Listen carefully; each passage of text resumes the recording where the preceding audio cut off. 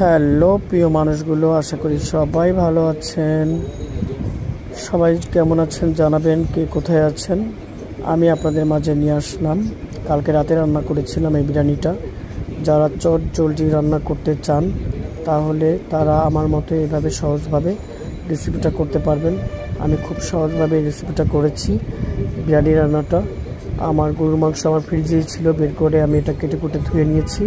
এরপর এখানে পেঁয়াজ বাটা, তারপর হচ্ছে কী দিয়েছি, পেঁয়াজ বাটা দিয়েছি, রসুন বাটা দিয়েছি, তারপর কাঁচামরিচ বাটা দিয়েছি একটু করে, আদা দিয়েছি, লবণ দিয়েছি, মানে যা যা দিতে হয় সব কিছু দিয়ে আমি গরুর মাংসটা টক দই দিয়েছি, সব কিছু দিয়ে আমি এটা মেখে নিয়েছি। মেখে নিয়ে আমি চুলার পরে এটা দিয়ে দিলাম। এরপরে বিরিয়ানির মশলা সব মিক্স করলাম, মিক্স করে চালটা ধুয়ে ভিজিয়ে রেখেছিলাম পাশে।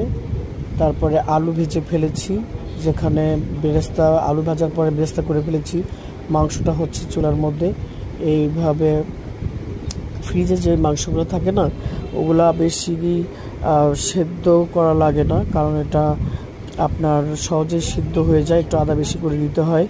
এবার পেঁয়াজ আলু সব বেরেস্তা টেস্তা করে নিয়েছি চাল। এবার মাংসটা যখন হয়ে গেল তখন আমি চালটা দিয়ে দিলাম। সেখানে আমি এক্সট্রা কী দিয়েছি, একটু মানে আমি বিরিয়ানিতে স্বাদ করার জন্য একটু আমি বাদাম বাটা, তারপর হচ্ছে পোস্ত বাটা, এগুলো সব আমার বাটা ছিল আগে, তাই একটু করে দিয়েছি স্বাদের জন্য। শুধু এক্সট্রা আমি এখানে মিক্স করেছি ওই যে বিরিয়ানির মশলাটা, রাঁধুনি মশলাটা। এরপর আমি চালটা দিয়ে সুন্দর করে হালকা আর একটা চুলাতে গরম পানি দিয়েছিলাম, গরম পানি দিয়েছি, দিয়ে এটা দমে দিয়েছি আপনার বিরিয়ানিটা। ও আমার ঘি দিয়েছি, এখানে কাঁচামরিচ দিয়েছি। মানে আমি খুব সিম্পলভাবে রান্না করি ভাই, এত বেশি কাপচাপ ভালো লাগে না, কারণ এইভাবেই রান্না করি, মানে আমার মন গড়ার মতো। আমি কাউকে ফলো করি নেই কখনো, আমি নিজের মতো করে রান্না করি। জানি না রান্না কেমন হয়, যাই হোক আপনারা যদি সহজভাবে আমার মতো এভাবে রান্না করতে চান তাহলে রান্না করতে পারবেন। এখানে আমি এক্সট্রা আবার মিক্স করলাম একটু পাউডার দুধ, সেটা দিয়েছি পানির মধ্যে। গরম পানি দেওয়ার পরে একটু সামান্য দুধ দিয়ে দিয়েছি, আর ঘি, আর কিছু দিইনি। এইভাবে আমি সিম্পলভাবে বিরিয়ানি করি।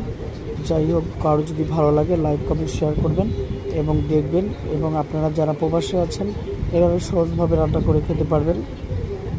বেশি কিছু লাগে না, ফটাফট পেঁয়াজ কাটবেন, কাঁচামরিচ নেবেন, তারপরে একটু আদা বাটা, পেঁয়াজ বাটা, রসুন বাটা সব কিছু দিয়ে সুন্দর করে আপনার আলু ভেজে ফেলবেন, পেঁয়াজ বেরেস্তা করে ফেলবেন, এইভাবে করে রান্না করে ফেলবেন। তারপরে পরিবেশন করবেন কাঁচামরিচ দিয়ে, পেঁয়াজ দিয়ে, শসা দিয়ে, লেবু দিয়ে। আমি সাথে নিয়েছিলাম জলপার আচার করেছিলাম, আমি একটা মিক্সড জলপার আচার, সেটা দিয়ে আমার খুব ভালো লাগে, কাঁচামরিচ দিয়ে আমি খেয়েছি। অসংখ্য ধন্যবাদ, সবাই একটু ভিডিওটা লাস্ট পর্যন্ত দেখবেন। যাই হোক, মন মানসিকতা ভালো থাকে না, ঠিকমতো আমি কোনো ভিডিও আপলোড করতে পারি না।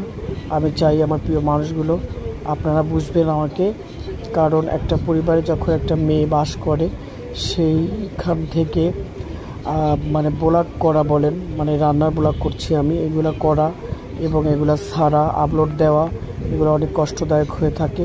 আর যদি আপনার পাশের মানুষ যদি আপনাকে সঙ্গ না দেয় বা উৎসাহিত না করে তাহলে আপনি কখনো দিন সুন্দরভাবে কাজ করতে পারবেন না।